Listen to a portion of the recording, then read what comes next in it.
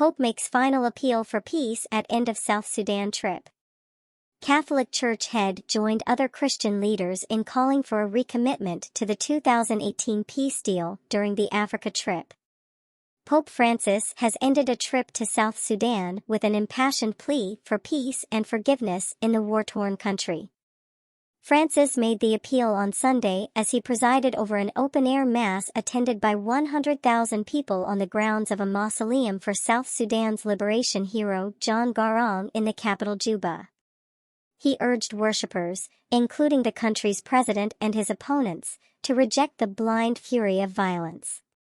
Francis also called for an end to tribalism, financial wrongdoing, and the alleged corruption at the root of many of the country's problems, while advising attendees to build good human relationships as a way of curbing the corruption of evil, the disease of division, the filth of fraudulent business dealings, and the plague of injustice.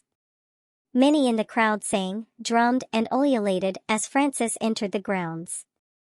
His homily was repeatedly interrupted by loud cheers.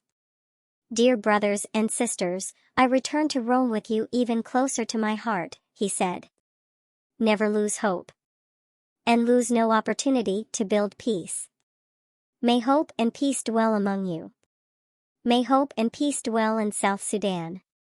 The visit marked the first time in Christian history that leaders of the Catholic, Anglican, and Reformed traditions conducted a joint foreign trip, with the Archbishop of Canterbury Justin Welby, leader of the Global Anglican Communion, and Ian Greenshields, moderator of the General Assembly of the Church of Scotland, joining Francis for the Pilgrimage of Peace.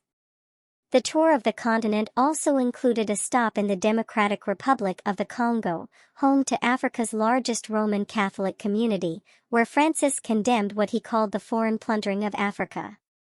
Francis has long shown interest in South Sudan, the world's youngest country, which broke away from Sudan in 2011 but quickly devolved into a civil war that killed 400,000 people and forced millions of others to flee their homes.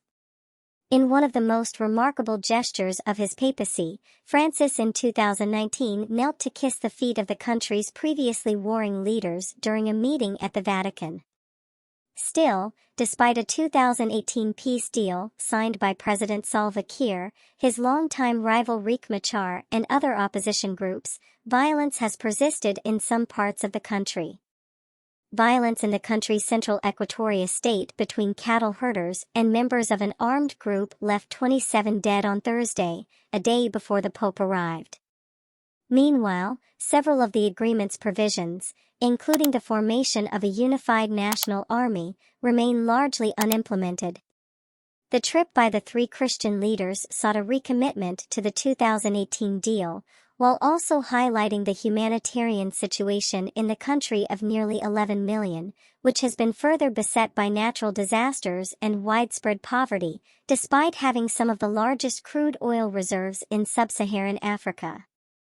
Among the worshippers at Sunday's Mass was Farida Moden, 72, who lost 3 of her children to the conflict.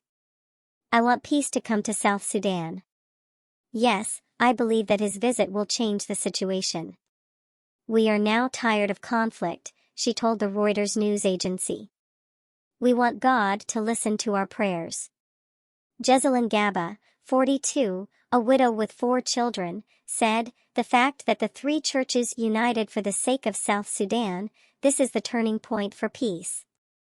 I want the visit to be a blessing to us. We have been at war, we have lost many people.